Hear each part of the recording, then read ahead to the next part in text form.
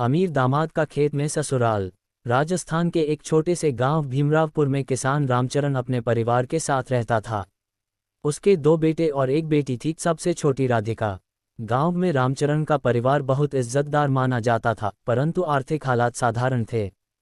खेती से बस गुजारा चलता था। राधिका बचपन से ही शांत स्वभाव की, मेहनती और सुशील लड़की थी। गांव के लोग उसकी तारीफ करते नहीं थकते थे। पढ़ाई में तेज थी और घर के कामों में भी हाथ बटाती थी। रामचरण को अपनी बेटी पर बहुत गर्व था। जब राधिका बड़ी हुई तो उसकी शादी की चर्चा शुरू होने लगी। कई रिश्ते आए, पर रामचरण अपनी बेटी को किसी अच्छे परिवार में ही देना चाहता था। तभी एक दिन उसके पुराने मित्र कृष्णावतार सिंह शहर से लौटे और उन्होंने बताया कि उनके पड़ोसी के बेटे अमित की नौकरी दिल्ली में एक बड़ी मल्टीनेशनल कंपनी में है। वह पढ़ा लिखा, संस्कारी और अच्छे स्वभाव का है। राधिका और अमित की मुलाकात सगाई से पहले ही कराई गई। दोनों ने एक दूसरे से कुछ बातें की। राधिका की सरलता और सादगी ने अमित का मन जीत लिया। वहीं राधिका को अमित की विनम्रता भा गई। जल्द ही दोनों की शादी हो गई। शादी के बाद अमीर दामाद। अमित शहर में रहता था, ऊंची सैलरी, कार, बड़ा फ्लैट, सब कुछ था। राधिका की नई जिंदगी आराम से भरी थी, लेकिन वह अक्सर अपने गांव, अपने खेत, अपनी मिट्टी को याद करती थी। अमित यह समझता था। उसने कभी राधिका की चाहतों को दबाया नहीं। जब भी समय मिलता वह उसे मायके छोड़ आता। शादी के कुछ महीने बाद एक दिन रामचरण का फोन आया। बेटा अमित, इस बार फसल अच्छी नहीं हुई। बारिश समय पर नहीं आई। खेत बंजसा पड़ गया है। मैं सोच रहा हूँ कोई नया तरीका अपनाऊं, पर समझ नहीं आ रहा क्या करूं। अमित ने गंभीरता से सुना और बोला, बाबा, मैं इस रविवार गांव आकर खेत देखता हूँ। शायद हम कोई अच्छा समाधान निकाल सकें। रामचरण ने सोचा था कि अमीर दामाद शहर का आदमी है, खेत खलिहान क्या समझेगा। पर उसने बहस नहीं की और आने को कह दिया। दामाद की पहली खेत वाली सुबह। रविवार को सुबह सुबह अमित और राधिका गांव पहुंचे। अमित ने नए नए स्पोर्ट्स जूते पहने थे, पर कीचड़ भरे खेत में जाते ही जूते खराब हो गए। गांव के लड़के मजे लेने लगे। देखो देखो, शहर वाले जूते लेकर खेत आए हैं। अमित ने हंसते हुए जूते उतार दिए और नंगे पांव मिट्टी पर चलने लगा। ये देखकर सबको हैरानी हुई। रामचरण ने सोचा, अरे, दामाद तो सादा भी है और समझदार भी। अमित ने पूरे खेत का चक्कर लगाया, मिट्टी को हाथ में लेकर देखा, मिट्टी की नमी को महसूस किया और बोला, बाबा, ये मिट्टी बुरी नहीं है, बस इसे सही तकनीक की ज़रूरत है। आपके पास पानी की सुविधा कम है, इसलिए हमें ऐसी फसल बोनी चाहिए जो कम पानी में भी अच्छी हो जाए।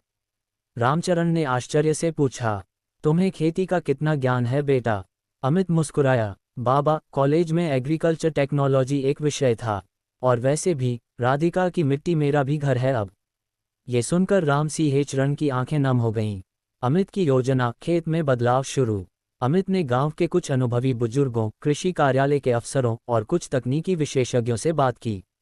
उसने सुझाव दिया, ड्रिप इरिगेशन, टपक सिंचाई, मिट्टी की जांच, उन्नत बीज, सौर ऊर्जा से पानी का पंप, जैविक खाद का प्रयोग। गांव वाले चकित थे। अमीर दामाद खेत में मशीनें लगाएगा, यह कोई शहर का खेल है क्या? मगर अमित ने किसी की बात पर ध्यान नहीं दिया। अपने पैसे से उसने खेत में टपक सिंचाई लगवाए और जैविक खाद बनाना शुरू किया। ससुराल की बदलती सोच। अमित सुबह 5 बजे उठकर खेत जाता। राधिका भी साथ जाती। गांव की बहू को इस तरह खेत में काम करते देखकर कुछ औरतें हंसती थीं। अरे, अमीर घर की बहू खेत में काम कर रही है, शहर की रानी का रंग काला हो जाएगा। लेकिन राधिका को परवाह नहीं थी। उसे अपनी मिट्टी से प्यार था। अमित उसमें हर कदम पर साथ खड़ा था। धीरे धीरे गांव की औरतें भी राधिका के साथ आने लगीं। अमित उन्हें नई तकनीकें समझाता। कुछ दिनों में ही खेत की हालत बदलने लगी। पौधे हरे भरे हो गए, पानी की बचत होने लगी। गांव की सोच में बदलाव। एक दिन गांव के मुखिया आए और बोले, अमित बेटा, हमें तो लगता था शहर के लोग खेती के नाम पर दूर भागते हैं, पर तूने तो हमें गलत साबित कर दिया। अमित ने विनम्रता से जवाब दिया, किसान सबसे बड़ा वैज्ञानिक है, बस उसे सही साधनों की जरूरत होती है। गांव वाले उसके काम की तारीफ करने लगे। अब कोई उसका मजाक नहीं उड़ाता था। पहली फसल, खुशियों की बौछार। कुछ महीनों बाद पहली फसल काटने का समय आया।